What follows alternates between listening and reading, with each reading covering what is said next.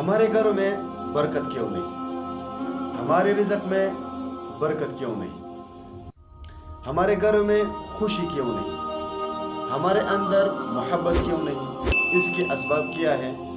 تو میں بتاؤں، ایک زمانہ ہوتا تھا، لوگوں کے گھروں کے ساتھ بڑے بڑے حجرے ہوا کرتے تھے۔ اس میں گھر والے، محلے والے، خاندان والے، دوست سب اکٹھے ہوتے تھے۔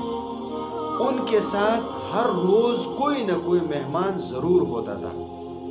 وہ ایک ساتھ بیٹھ جاتے تھے، ایک دوسرے کے حال احوال پوچھتے تھے، ایک دوسرے کے ساتھ گپ شپ لگاتے تھے، اور مہمان کی مہمان نوازی تھی۔ تو مہمان نوازی اور ایک دوسرے کے ساتھ اکٹھا اٹھنا بیٹھنا یہ سب ہوتا تھا، تو لوگوں کے اندر محبت بھی ہوتی تھی، ہمدردی بھی ہوتی تھی، اخلاص بھی ہوتا تھا، غیرت بھی ہوتی تھی، پیار اور محبت بھی ہوتا تھا۔ اب نہیں ہوتا، محبت بھی نہیں، عزت بھی نہیں، غیرت بھی نہیں، کچھ بھی نہیں۔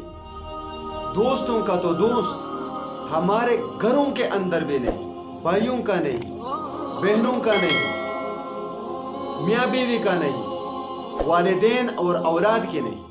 کیوں نہیں؟ اس لیے نہیں کہ ہمارے وہ حجرے ختم ہو گئے، بس ایک ہی رشتہ باقی رہ گیا ہے، اور وہ رشتہ ہے سسرال کی۔ بس بیوی کے خاندان کی طرف سے رشتہ ہے، شوہر کے خاندان کی طرف سے رشتے ختم ہو گئے۔ بھائیوں کے رشتے شادی کے ساتھ ساتھ بھائیوں کا رشتہ ختم، بہنوں کا رشتہ ختم، والدین کا رشتہ ختم۔ جب بیوی گھر میں آ جاتی ہے تو سب سے پہلا سبق اس کے کیا ہوتا ہے؟ الگ ہو جاؤ، بھائیوں کو چھوڑ دو، بہنوں کو چھوڑ دو، والدین کو چھوڑ دو، گھر الگ کر دو، الگ خرچہ، الگ اٹھنا بیٹھنا۔ تو میرے بھائیوں، محبت کہاں سے آئے گی؟ مہمان سالوں میں ہمارے گھر میں نہیں آتے، تو برکت کہاں سے آئے گی؟ خوشی کہاں سے آئے گی؟ محبت کہاں سے آئے گی؟ غیرت کہاں سے آئے گی؟ یہ تو تب یہ چیزیں آئیں گے جب ہمارے گھروں کے اندر ایک حجرہ ہو، اس میں ہمارے ساتھ مہمان بھی ہوں، دوست بھی ہوں، اپنے بھی ہوں، پرائے بھی ہوں۔ تو یہی جمعیت لوگوں کے دلوں میں محبت پیدا کرتی ہے۔